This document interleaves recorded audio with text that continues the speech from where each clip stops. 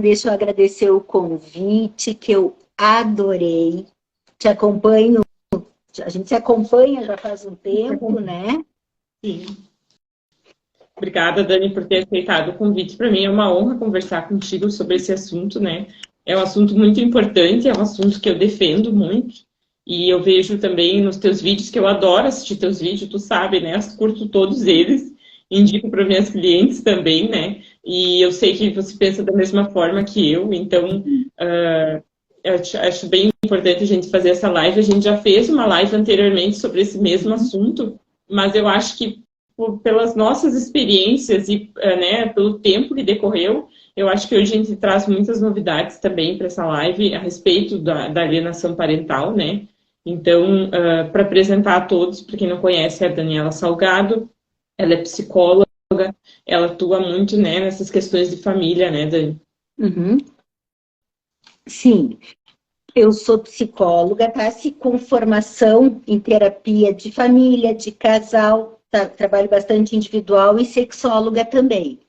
E acho super, eu gosto muito de orientar pais, orientar os casais que estão separando nessa organização das novas famílias que se formam, até para dar uma reduzida nos danos, né? E toda a situação, ficar em relacionamento sofrido traz danos, separar traz danos. Então a gente tem que sempre equilibrar e fazer a política da redução aí para que todos saiam bem com o passar do tempo, passar da crise. Especialmente as crianças, né, Dani? A gente vê que eu trabalho também dessa forma, né? Eu atuo só com direito de família, então eu sempre atuo nesse viés do direito humanizado, né? Sempre pensar, em primeiro lugar, no bem-estar da criança, antes do bem-estar do pai ou da mãe, das vontades, ou de como querem, de como não querem, sempre proteger o bem-estar psicológico, a saúde da criança, né? Que a gente vê que são questões que podem prejudicar por uma vida toda, né? Podem trazer prejuízos por uma vida toda. Exatamente. Tem toda a razão, Cassiano. Deixa eu fazer um parênteses. Apesar de ser live, apesar de eu estar falando com a advogada, tu já me conhece. Para quem não conhece, né, que eu faço lives, eu gosto de ser bem informal. Eu sei que o meio do direito é doutora para cá, doutor para lá, mas eu acho que a gente já se falou algumas vezes, já faz lives juntos, já fez lives juntas, e eu gosto de chamar pelo apelido, de me sentir próxima, então tu te importa que eu chame de Tassi, que a gente possa seguir assim, no bate-papo? E eu até estou te chamando de Dani desde o começo, né? Então tá, não tinha me dado conta, porque olha, eu já estou tão acostumada assim, e quando te mando áudio é Tassi, né, que eu me sinto mais à vontade, sinto mais próxima. Até às vezes os clientes falam, né? Ah, já estou te chamando de Tassi. Mas é que a gente cria uma proximidade, né? Uma intimidade, que faz parte também, né, Dani? Essa formalidade fica tão distante também, tudo tão distante, tão frio, né? E a gente está falando sobre família, não tem como ser frio, né, Dani? Isso que tu acabou de dizer, que trabalha com essa acolhida, e aqui no consultório também. Então, já não é à toa, faz parte do perfil da gente escolher trabalhar assim, porque é o jeito, o nosso recurso de trabalho somos nós, né? É verdade. E isso é mais uma questão realmente de formas de trabalho, né? Eu vejo que às vezes o cliente diz, ah, nossa, já estou tua amiga, mas é realmente, né? A gente acaba criando um vínculo de amizade, realmente, com os clientes. E hoje a gente, né, trata desse assunto da alienação parental, e diferente, Dani, da outra vez que a gente conversou, nos aspectos jurídicos, né, hoje a gente tem uma discussão muito grande sobre a lei propriamente da alienação parental, né. Existia discussões, né, que até de revogação, existia possibilidade de revogação da lei da alienação parental. E isso é uma coisa que nos preocupa muito, né? Porque eu, particularmente, defendo muito a existência da lei e também da convivência equilibrada entre os pais, né? Por isso que eu já te pergunto, assim, já de cara, Dani. Tu acha que, caso não existisse, por exemplo, a lei, né? E um genitor fosse excluído da convivência, essa criança teria prejuízos no seu desenvolvimento, na sua saúde psicológica, mental, né? Teria, teria sim, tá? E, bom, primeiro eu só vou dizer que hoje, né, como a gente vai fazer a live, eu tenho mania de não assistir TV, escutar vídeos de assuntos que me interessam, eu aproveitei para dar enquanto me estava ouvindo um vídeo de uma psiquiatra falando sobre isso, uma que eu até gosto em geral. E eu ouvi a opinião dela, ela dizia que para ela era desnecessária esta lei. Eu até olhei, era desnecessária porque a alienação parental já seria vista como um abuso. Então, tem leis que protegem o abuso, poderia se usar. Eu vou discordar dela, eu sou favorável à lei, porque embora sim seja um abuso contra a criança, né? É mais difícil conotar, se não enquadrar, se não houver lei específica, acredito eu. Então, concordo contigo, só para começar por aí. Segundo, prejuízo, claro, pensa, existem, eu poderia citar vários, só que aí tu me interrompe porque tu sabe que eu falo e falo mais que a boca, né? Então, assim, para começar, por mais nada, só o fato de tu teres vivos as duas figuras parentais e tu seres privado, né, a criança ser privada de uma delas, só aí já está ferindo o direito desta criança, já está ferindo a formação, já pode dar uma sensação de abandono, né? Porque a criança nunca pensa, né? Pai e mãe são os heróis, são os ídolos, são minhas referências. Então, se meu pai não é bom, se eu não posso, às vezes não é nem que a criança só ouça falar mal. O genitor que tem a guarda, às vezes dificulta o contato, o acesso do outro, né? E diz para a criança que o pai ou a mãe ausente não querem vê-la, não quer vê-la. Às vezes mesmo com o convívio, né, Dani? Às vezes mesmo tendo o convívio, o outro genitor polui aquela convivência, ele desqualifica o outro genitor, e daí faz com que, mesmo tendo a convivência, a criança não consiga aceitar, não consiga... tem uma palavra que fala sobre isso, né? Que a criança cria até falsas memórias e falsas situações. Sim. Como se a criança foi passear na pracinha com o pai. Mas, como ela está tão enraizada aquela ideia de que o pai é mau, que ela nem vê aquela atitude como positiva, sempre como negativa, mesmo com convivência, né? Já está naquela prevenção contra.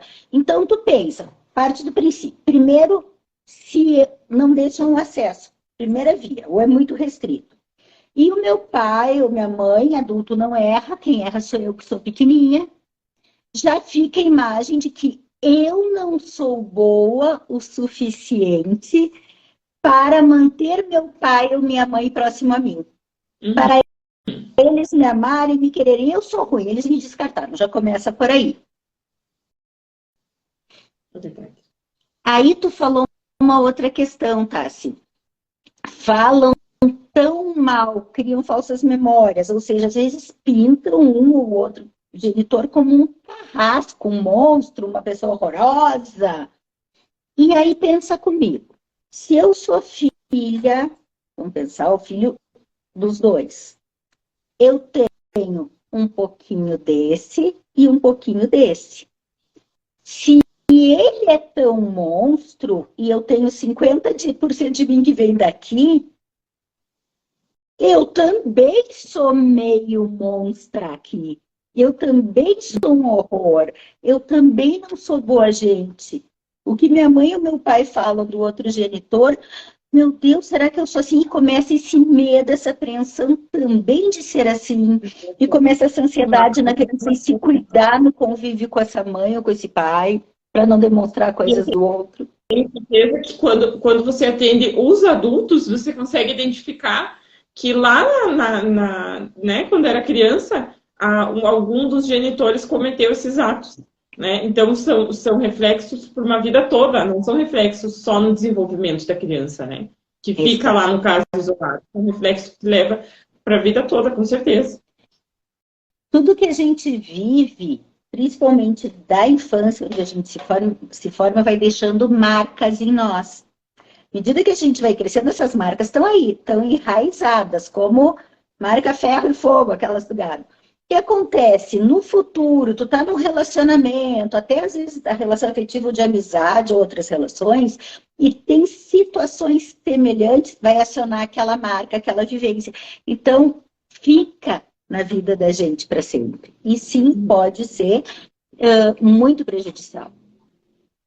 Eu já vi, né, alguns casos em que a criança apresenta aspectos psicológicos ou às vezes de comportamento graves mesmo, né? De não ter o desenvolvimento pleno daquela idade. Por exemplo, uma criança de 5 anos que tem a mentalidade de uma criança muito menor, que não consegue se desenvolver diante daquela situação, né? A criança muitas vezes tem um vínculo afetivo com o pai e com a mãe, né?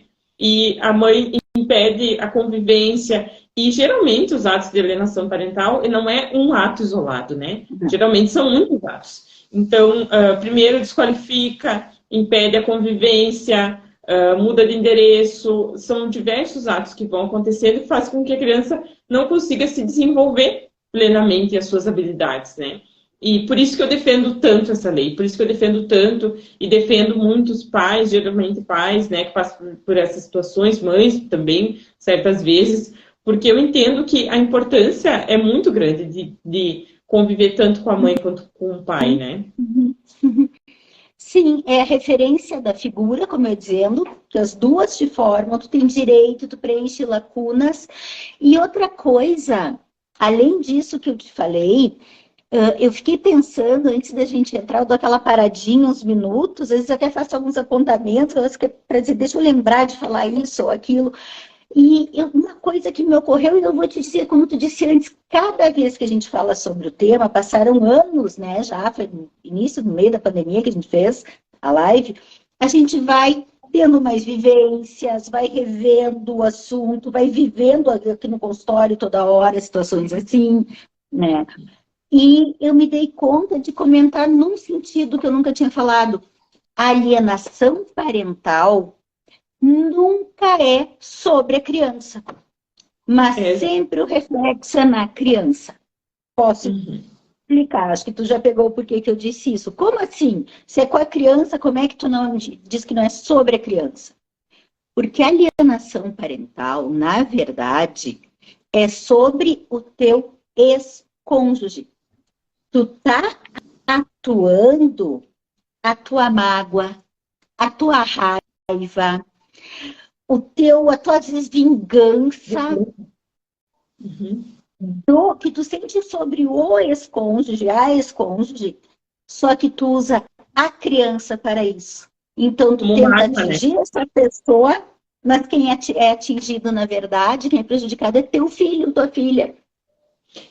Eu às vezes fico impressionada com alguns casos que mesmo com o genitor esclarecido da situação, esclarecido da prejudicialidade, não tem a responsabilidade de dizer, olha, eu errei nesse ponto, realmente posso rever. Muitas vezes vai ao extremo e na prática é muito complicado os processos judiciais, né? Como a gente estava falando com o tempo ali da última live, eu passei por diversos casos e na prática é muito difícil. É muito complicado. Na prática, não é assim, aleguei alienação parental na petição inicial e tudo acontece. Não. Precisa de laudo. Mesmo com laudo, muitas vezes não acontece. Não vem, sabe, aquele retorno da judicialização do processo. Muitas vezes realmente não ocorre. Porque a mãe, cada vez que... Teve casos que cada vez que a gente faz uma ação para o pai retomar a convivência, a mãe comete um ato mais grave. Sabe? Aquele desejo de posse. Então, cada vez que o pai tenta conviver, a mãe puxa mais, né? Para si, somente para si, né? E a gente vê que na prática as coisas são muito complicadas, realmente. Mas o que eu noto é que os alienadores, ou as alienadoras, elas sabem da existência da lei. E sabem que o outro genitor, ele pode buscar judicialmente, né? Então, esse lado positivo da lei, eu acho assim, ó, que hoje em dia é ainda mais comum as pessoas dizerem, olha, não, eu vou deixar aí com o pai, porque eu sei que existe uma lei que que garante que ele conviva. Então, imagina, não existir essa lei para nós, ia ser uma preocupação muito grande. Ia ter muitas crianças órfãos de pais que são vivos, né? Exatamente. E aí a dor é muito maior, porque se eu sou órfã de pai morto, dói, é horrível, tem ausência, não tem figura, mas não tem o abandono. E o abandono é que fica uma ferida imensa. E muitas das vezes o abandono é irreal. É irreal, é plantado, é dificultado o acesso, como tu falou. E quer ver, Tassi, e tem coisas assim ó, que às vezes são mais dissimuladas, mas também se fazem. Diga. Minando o relacionamento entre o genitor e a criança, né? Quer ver? Bom, aquela frase, né? Porque os nossos filhos, tá? Eles não são os xerox da gente. Mas eles vão ter coisas... Exato, eles têm a identidade deles, que se originam tanto de características que eles aprenderam ou herdaram fisicamente da gente, do outro genitor um pouco, e mais mistura com o perfilzinho deles e sai. Só que às vezes a gente olha o filho ou a filha da gente e enxerga o ex. Ou fisicamente, ou em alguma atitude. Tem horas que tem alguma atitude que a gente olha de relance e enxerga o ex. E aí tem algumas mães ou alguns pais que se incomodam tanto e que desqualificam, falam mal porque tem o pai é o irresponsável, porque é uma criança e dali a pouco ou é um bruto, e daí olha de uma hora para outra, qualquer coisa que não gosta na criança, assim, tu tá igual ao teu pai, ou tu tá igual à tua mãe, que dá um jeito. Isso aí... Fala muito. E quanto isso é prejudicial. Muitas vezes as pessoas não se dão conta desses atos, assim. Eu até coloquei uns exemplos no Instagram, faz tempinho já. E eu acho que muita gente se identificou. Aquela coisa de dizer assim, olha, como no meio de uma conversa, olha, teu pai deixou nós porque ele tem uma outra família agora. Teu pai tem outros filhos agora, ele não te dá mais. Aconteceu bem isso. O pai né, se refez na vida, teve outros filhos, e com o nascimento dos outros filhos, a genitora não entendeu muito bem essa situação, e daí desqualificava e colocava, sabe, aquele irmão lá como um ponto que o pai não pudesse conviver com o filho. Quanto essa criança sofreu? Quanto essa criança sofreu com isso, sabe? E às vezes eu vejo que as pessoas não respeitam as crianças. Não respeitam as crianças, não respeitam a afetividade das crianças, o sentimento das crianças. Como se eu tenho meu filho, né? Como se eu pudesse usar meu filho como eu bem entendesse, sem nenhuma responsabilidade, né? Aí eu não quero que ele conviva com a irmãzinha. Eu não quero que ele conviva com a madrasta. Mas e a criança, ela quer conviver com o pai, né? Ela tem esse direito de conviver com o pai. Então, essa falta de respeito, muitas vezes, né? Com relação às crianças, que é uma coisa que eu realmente não consigo aceitar. Tá. Tu trouxe um exemplo fantástico, tu resumiu aí muita coisa, porque com ou sem um novo filho, uma nova filha na vida do outro genitor, o que acontece? Tem muitas vezes, né? São várias expressões aí que eu devia ter anotado enquanto falava para comentar cada uma, porque foi muito rico. Primeira coisa, teu pai nos abandonou por causa da fulaninha. Teu pai nos abandonou por outra família. Aí já começa a besteira. Teu pai pode ter, né? O pai dessa criança pode ter se separado da mãe. A questão está aqui no nível do casal. Não, os filhos não tem nada a ver com isso, né? E aí, nessa fala já está implícito o abandono para essa criança, a troca. E mais uma coisa, porque aí falam, né? Tá lá com a dita cuja da madrasta, eu já ia soltar um palavrão aqui, mas já xingando de tudo que é coisa, e começa a puxar essa criança como a parceira da... Vamos usar esse exemplo do pai, mas a Maiá já acabou de pôr. Há pais que fazem isso também. Sim, tem falas de pais também, mas... Cada vez mais recorrente.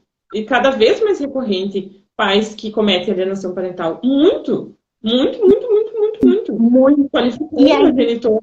e aí o que acontece? Olha, desculpa. Oi? Culpando a mãe pela separação. Demais. Só que olha só, se tu junta, digamos, ó, pegando esse teu exemplo, para falar mal, exemplo hipotético, da madrasta, a namorada do teu pai vai estar lá, aquela piriguete, e começa. E aí fica de trololó com o filho. Tu já tá plantando que o filho não pode se dar bem com a nova família do pai, então ele vai ficar desconfortável na casa do pai, vai começar a fazer futrica com a madrasta, vai criar. Então tu já tá plantando e tem mães que ele não vai ficar lá com ela. Só que o prejudicado não é a tal da madrasta, nem o pai. Isso é uma alienação parental, porque tu tá grudando o teu filhinho, tá em conluio e causa uma outra coisa que eu não quero deixar de falar, porque é muito importante, que é o conflito de lealdade na criança. Eu também ia falar sobre isso. Pode falar, depois eu complemento. A criança se vê dividida, né, Dani? A gente vê muitas vezes a criança se vê dividida, então a criança ama tanto a mãe que ela não pode desrespeitar o que a mãe falou e gostar, por exemplo, da madrasta ou gostar do irmãozinho. Ele não pode porque ele ama muito a mãe, então ele não pode fazer isso com ela, né? A criança se vê nessa situação. Imagina o sofrimento. E as pessoas às vezes não dão tanta importância, né, para isso. Mas é muito prejudicial, né, Dani? E digo mais, não é nem só pelo amor a essa mãe ou a esse pai, tem mais um dado que a gente não se dá conta. Olha só, se eu moro, eu sou criança, criança parta do princípio, criança, pré-adolescente, de que ele precisa de cuidado, proteção, que ele não vai morar se não tem um lugar e alguém que o cuide, né? Ele precisa do amparo. E a minha referência, neste exemplo, é a casa da minha mãe. É ela que me cuida, que me alimenta e que me mantém. Se eu for contra ela, além do conflito do amor que eu sinto por ela e não quero magoá-la, se eu magoá-la, eu vou ficar desamparada, eu corro o risco dela também não me querer mais. Então, mexe em toda essa segurança da criança também. Eu não posso gostar. Eu não posso gostar porque eu tenho que ser leal à minha mãe, mas daí eu tô contra meu pai, mas eu também amo meu pai e quero participar da família, da vida dele. Mas daí se eu vou... Bom, eu já atendi adultos, jovens adultos que ainda moram com a família de origem e que diziam, eu não posso dizer para minha mãe que eu vou jantar no meu pai hoje. Que ela passa dois dias emburrada, de mal comigo, e a outra estava lá, a namorada já separaram há anos, às vezes, e ainda fica nessa que eu digo, aí entra outra coisa que eu não posso deixar de falar que eu adoro, que é, separou, a gente encerra o ciclo. Porque ficar fazendo isso, 10 anos depois, é que tu ainda está vinculada com o teu ex, tu ainda não encerrou dentro de ti. Tem todas essas questões, né, que são psicológicas, Dani. Mas daí a gente se vê, assim, no processo judicial, dividido entre a lei existe para proteger a criança ou a lei existe para punir o alienador, né? Então, por isso que existem essas discussões. Tem muita gente que diz que essa lei da alienação parental, ela foi feita para prejudicar as mães, prejudicar as mulheres, né? Mas como a Maiara já estava falando, comentando, há pais que cometem alienação parental, né? E é muito comum, muito mais comum do que as pessoas imaginam, avós e avós cometerem alienação parental. Muito, muito, muito.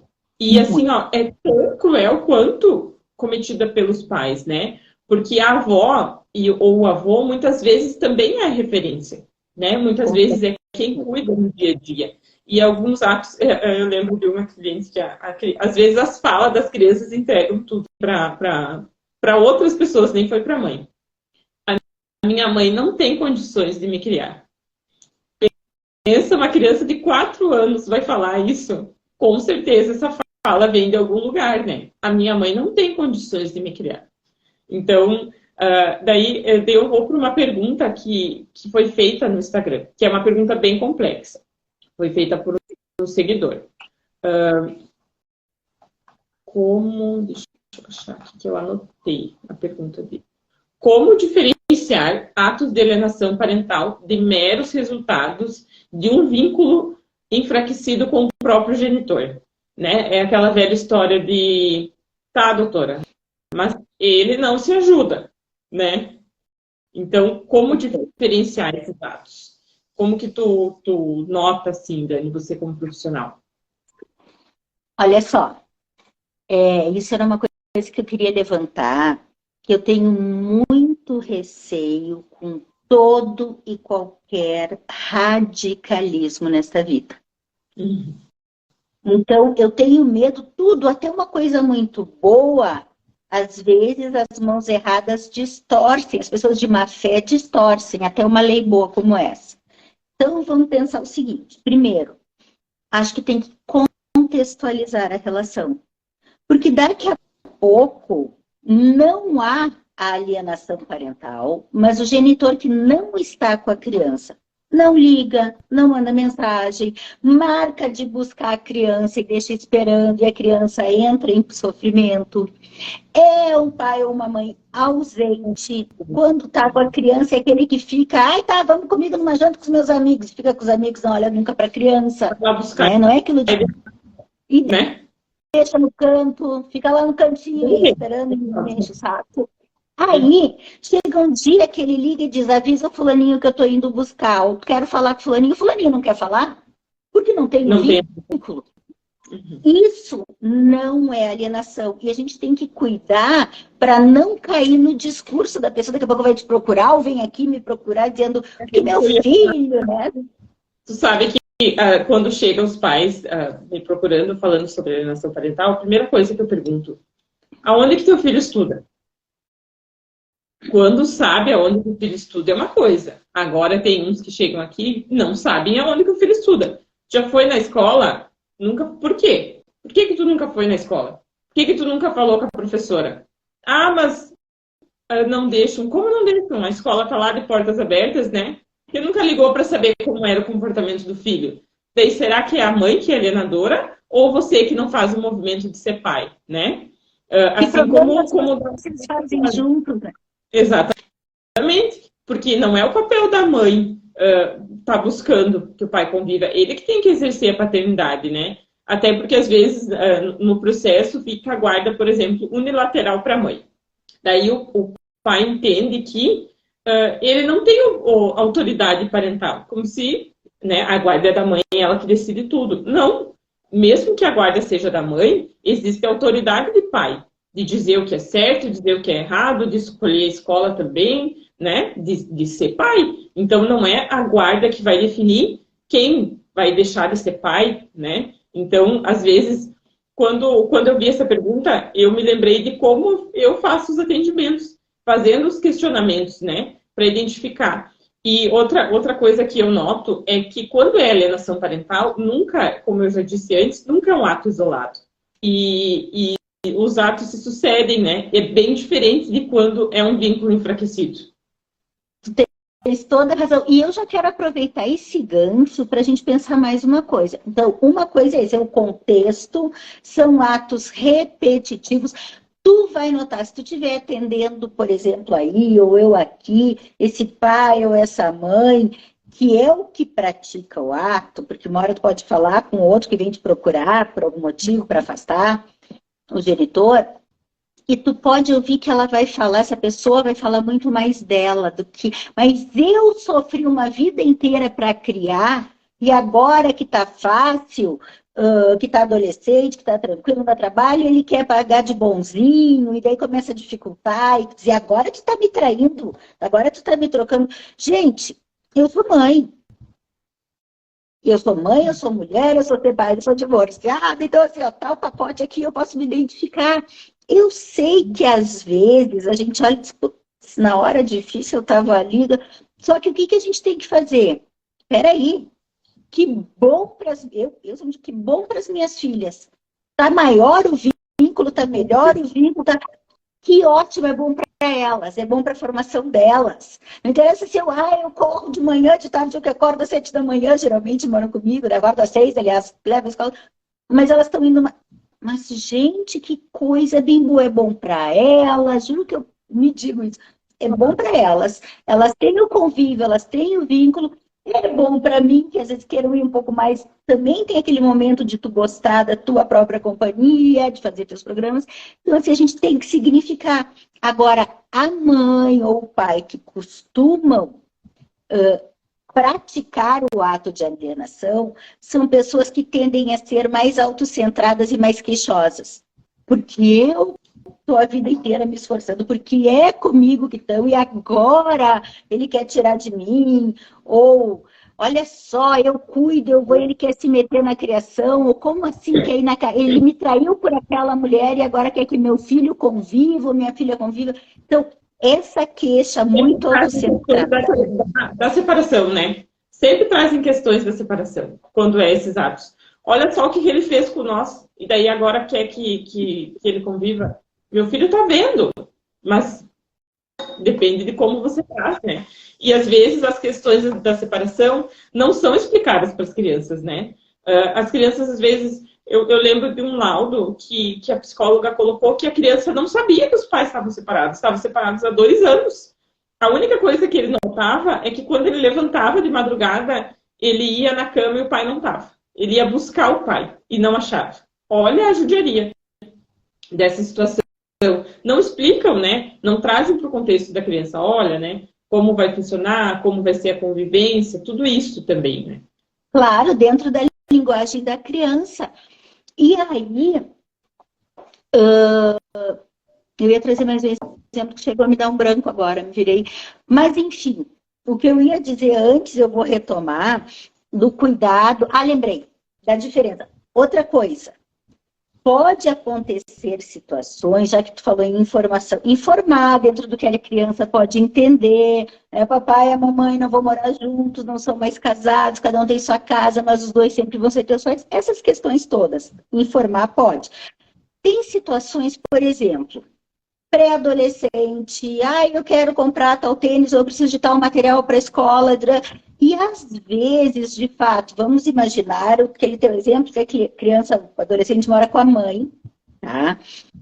E a mãe não está conseguindo dar conta financeiramente de tudo, e este pai não pagou este mês ainda a pensão, e a mãe não está conseguindo pagar a escola, comprar o material que precisa. Então, assim, Daniela, tu quer dizer que eu tenho que proteger tudo para não ser alienação? O que eu diria? Eu acho que a criança, o adolescente, pode ter ciência do seguinte: olha só, a pensão ainda não entrou. E a gente não dá valores, e o dinheiro que eu tinha aqui, o outro para pagar a conta da casa, então não entrou ainda. Então, eu não tenho ainda o valor para comprar. Quando regularizar, aí a gente compra tal situação, tal coisa da escola, vamos pensar.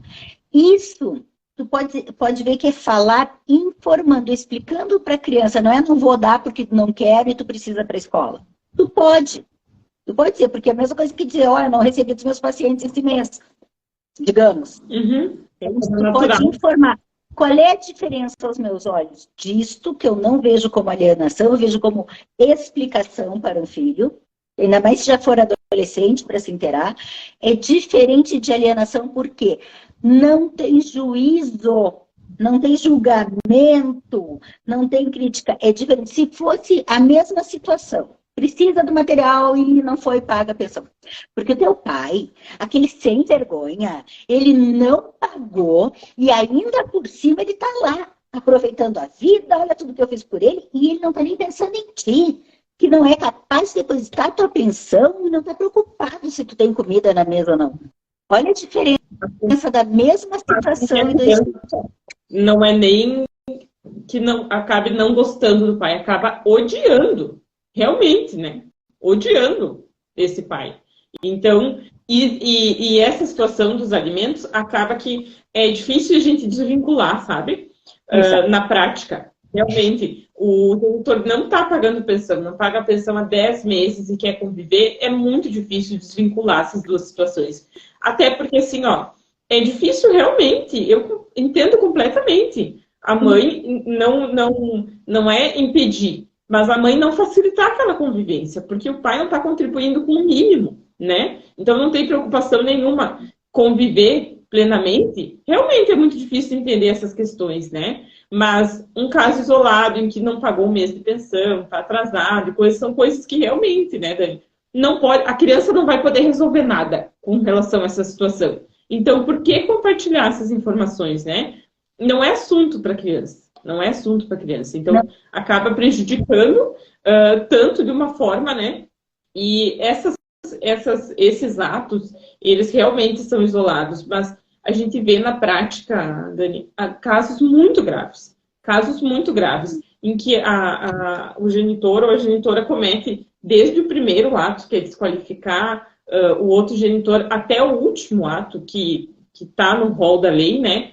Que é a mudança de domicílio para local distante.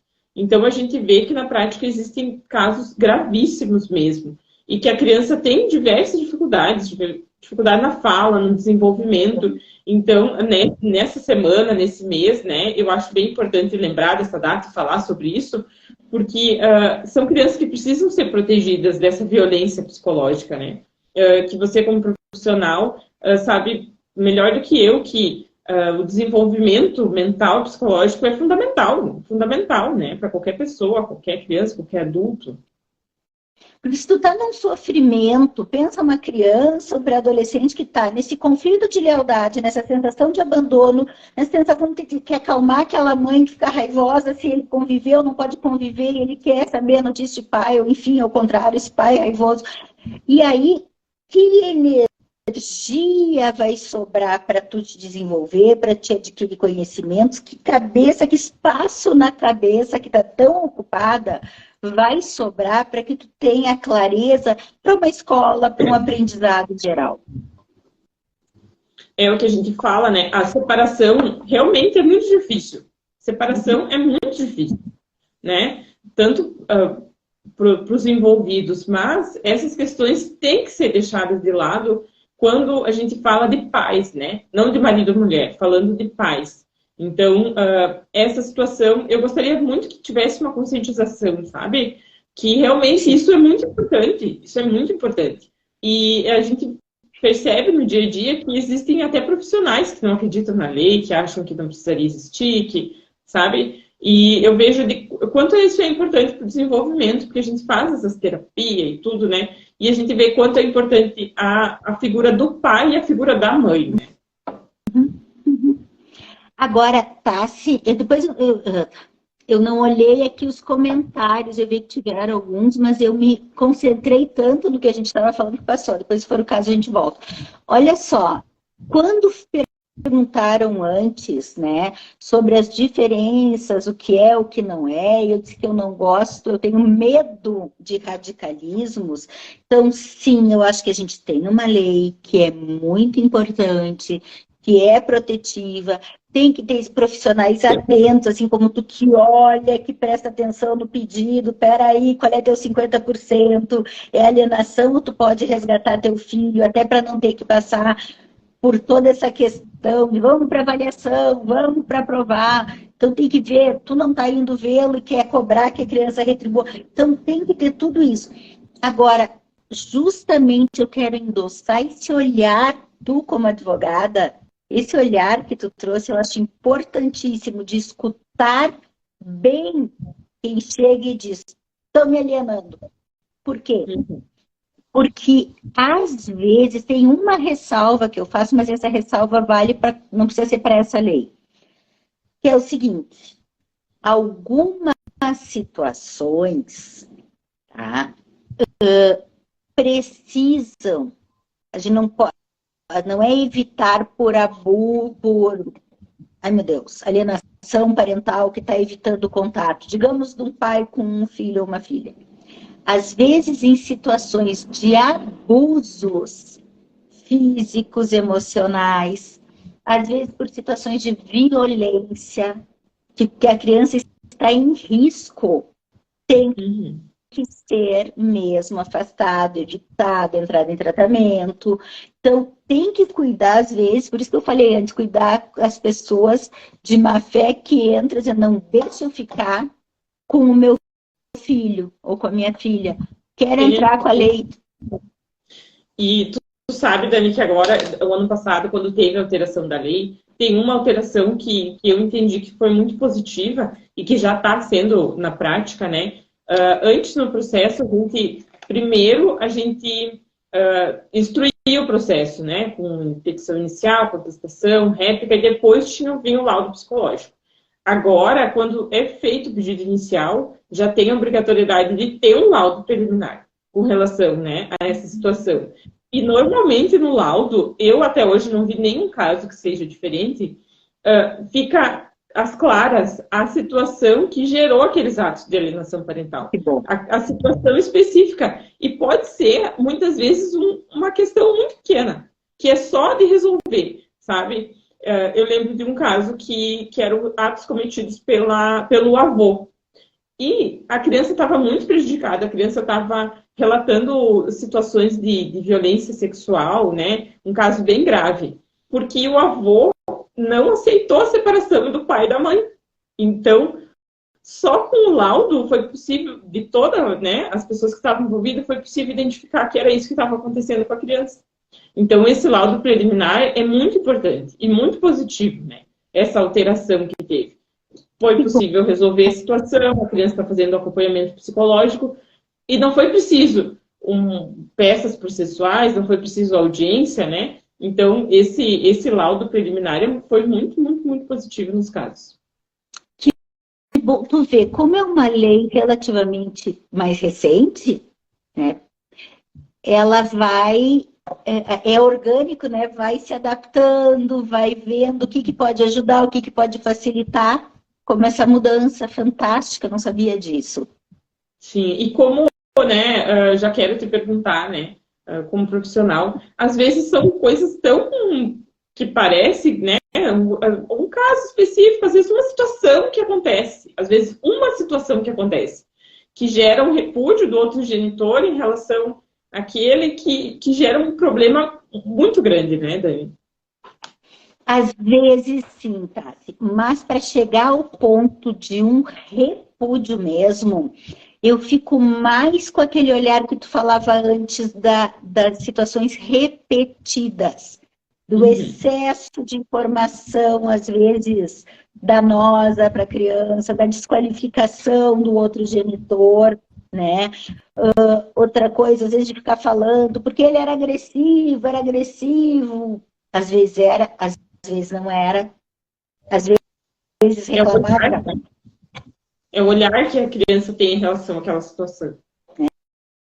Então, conforme tanto que essa criança escuta e entra, daí vai se formando um quadro, é difícil que seja um quadro, claro, às vezes pode haver um ou outro mal entendido, sim, mas para chegar num quadro que existe até a síndrome da alienação parental, né, que um psiquiatra em 1980, Gardner, se não me engano, ele que propôs essa síndrome, então para chegar num quadro assim, não vai ser como outra situação. Então, quando a criança daí já fica ansiosa, já fica arredia, já fica irritadiça, já fica, às vezes, mais fechada, porque daí não se aproxima nem de um nem de outro, fica desconfiada, enfim, dificuldade de aprendizagem, crises de ansiedade, não só ansiosa.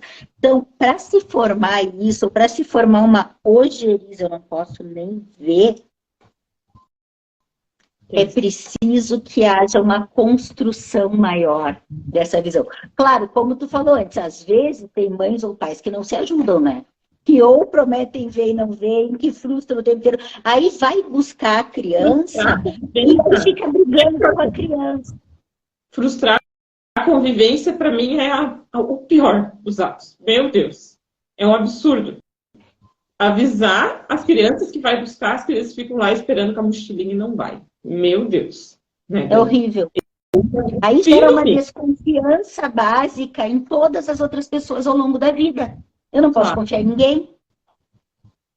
Imagina a ansiedade, as crianças planejam todo um final de semana, às vezes, né? E daí o genitor não vai buscar. Exatamente, a ansiedade, a frustração. E outra coisa, eu lembrei agora do que a Maya já falou antes ali, às vezes não, a gente está falando da mãe, mora com a mãe pratica, e a Maya disse, não, os pais também fazem, ela tem razão. Às vezes, o que acontece, esse pai busca essa criança, a mãe está numa boa, tá normal, entrega e o pai vai buscar quando vai dizer assim, porque tua mãe é um horror, porque tua mãe não sabe nem te vestir direito, porque tua mãe já está saindo com alguém e começa, porque tua mãe não dá conta de nada, eu não sei, começa a desqualificar, né? Já ouvi, tua mãe é uma vadia, porque tá com um namorado novo.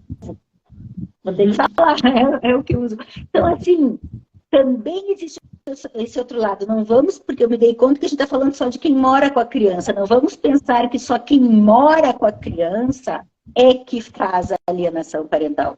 Às vezes, justamente o contrário. É a outra pessoa que busca e desqualifica, e daí a criança chega na casa onde mora, olhando, e lá ela se sente mal na casa desse genitor, daqui a pouco não quer mais ver o genitor que ele está fazendo alienação, mas ele não consegue, o objetivo é o contrário, ou chega em casa com medo, desconfiado, não endossando a autoridade dessa mãe ou desse pai com quem mora, porque é uma porcaria, olha o que o outro falou.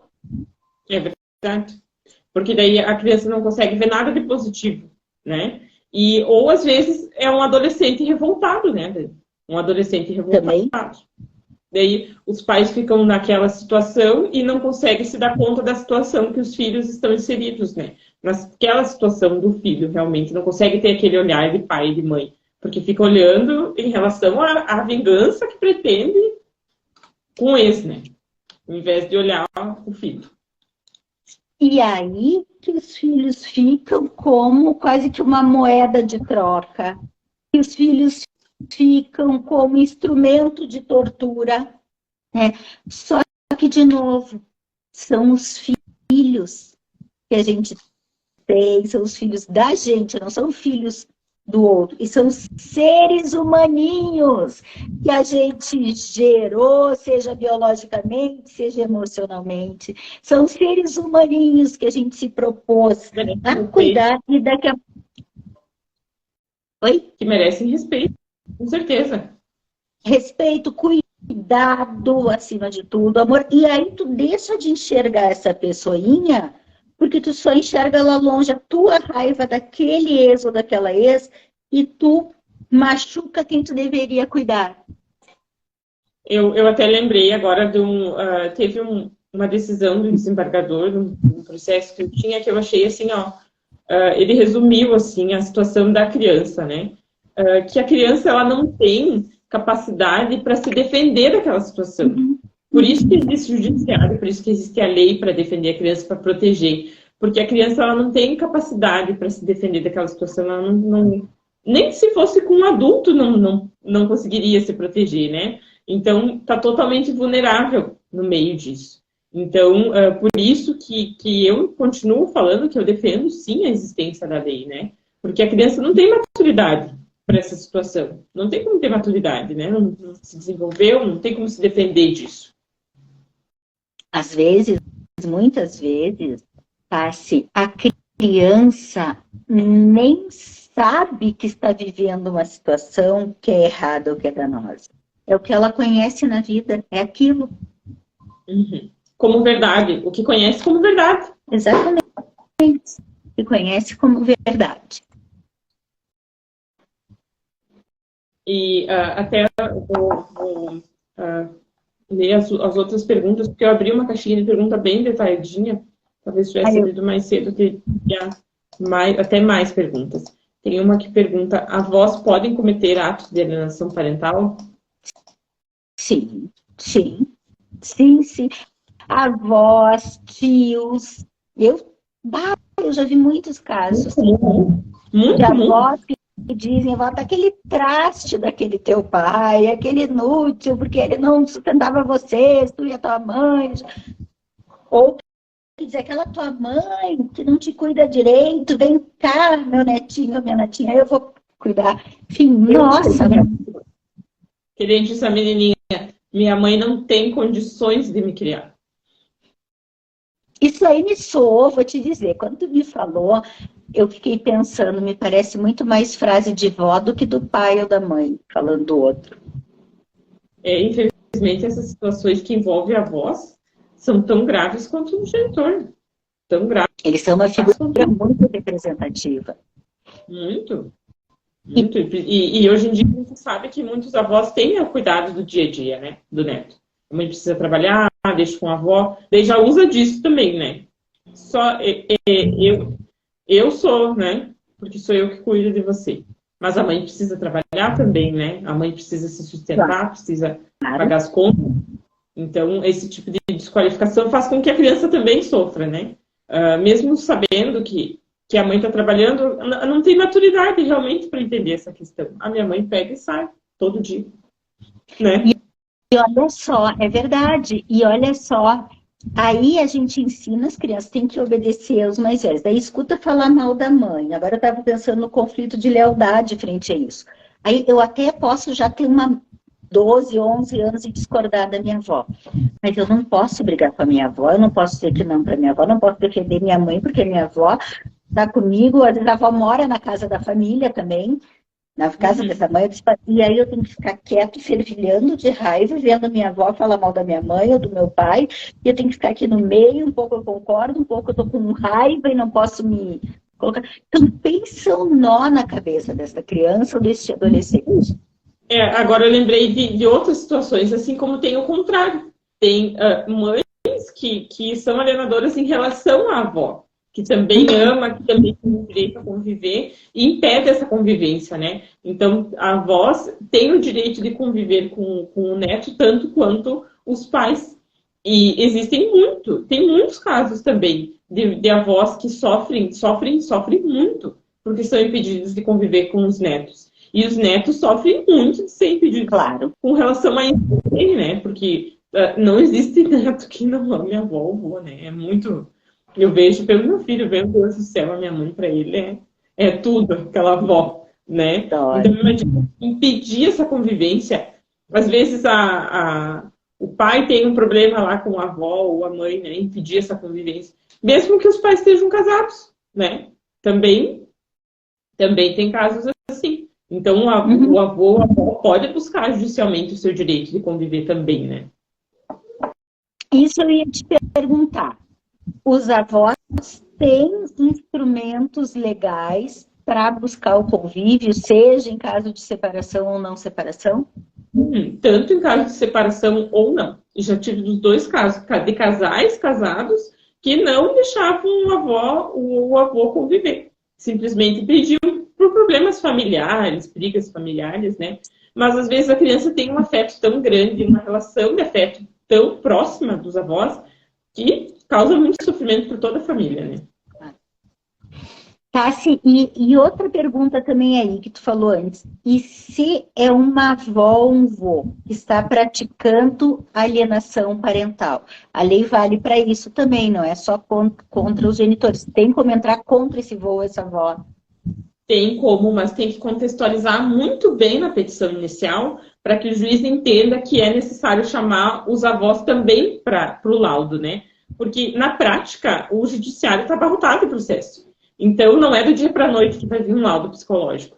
E ainda mais com muitos envolvidos, porque daí toma muito mais tempo da psicóloga, né? Então, aqui no fórum a gente tem muito poucas. E aqui tem, né? Em outras comarcas, e muitas comarcas, não tem psicólogos. Então, não é do dia para a noite que sai esse laudo. Então, para você ouvir um vô, uma avó, tem que contextualizar muito bem na petição inicial e comprovar que é necessário realmente. A importância, o convívio, o peso desses avós, entendi. É importante porque às vezes as pessoas não sabem, né? E ficam aguentando. Daqui a pouco uma avó vou prejudicando tanto o convívio do neto com outro genitor e não sabe que tem recurso. E tem muitos casos, muitos mesmo. E é um sofrimento. Eu fico. Eu sofro junto com os clientes, às vezes. As vós vinham aqui, ou um vô vinha aqui chorando de saudade do netinho, sabe? Então, isso também entra dentro da lei e os avós também são protegidos, tanto quanto tio, né, familiares próximos também. Dani, a nossa live era para ser de 30 minutos, mulher. Agora eu vi, é quase 9 horas. Eu te disse que quando Quando tu tá falando, eu sem querer falo junto, dá um eco, eu não consigo te entender. Eu tinha te dito, né, que não vai, eu acho que meia hora é legal, mas duvido que a gente consiga. É verdade. Agora falta 2 minutos para as 9. Agora a gente já tem que começar a encerrar, porque senão... Mas é tanto assunto, né, Dani? É muito assunto, realmente. E eu te agradeço de novo por ter aceitado esse convite. Acho muito importante a gente falar sobre isso nessa semana, nesse mês. Lembrar de quantas crianças devem ser respeitadas, de quanto elas precisam se desenvolver com saúde, com a convivência plena com ambos os familiares, com pai, com mãe, crescer felizes, né, protegidos de qualquer tipo de abuso. Tassi, querida, quero agradecer, fiquei muito feliz com o convite, adorei a lembrança, gosto muito também de acompanhar, conheço a tua postura, né? Já falei com pessoas que são tuas clientes, eu sei o quanto tu além de resolver, que diz que tu é vaca na bota, resolve o que tem que resolver, mas... Eu sou brava, não sei porquê. Porque tu resolve, né? A gente que faz, mas ao mesmo tempo eu sei o quanto, o que tu falou, eu acabo me sentindo meio amiga dos clientes, e eu sei que é verdade, que tu está falando de coração, porque sim, as pessoas se sentem recebidas e acolhidas por ti, e tu passa essa verdade. Então eu fiquei muito feliz, quero te agradecer a todo mundo que nos acompanhou, e lembrar, filho tem que ser protegido, não é moeda de troca. Não é não é arma, instrumento de tortura dos outros, mas é teu filho também, não é só filho do outro. Só deixar mais essa mensagem final. E muito obrigada, querida. Obrigada, Dani. Obrigada por tudo que você contribui também com as tuas clientes. Eu sei que quando as minhas clientes são tuas clientes, tudo se resolve de um jeito muito mais leve e, meu Deus, é bem diferente. Amada. Obrigada. Boa noite, bom descanso. Obrigada pela presença. Deixa eu ver se dá tempo. Não vai dar tempo. Eu queria agradecer. Obrigada, Eliane. Muito obrigada, Joseilma, pela presença. Que bom que gostou do assunto. Obrigada, Paty, por estar participando com nós. A minha sobrinha. Ai, obrigada. A Alcineia, a doutora Alcineia também. Obrigada a todos que participaram por alguns minutos também. Obrigada, boa noite.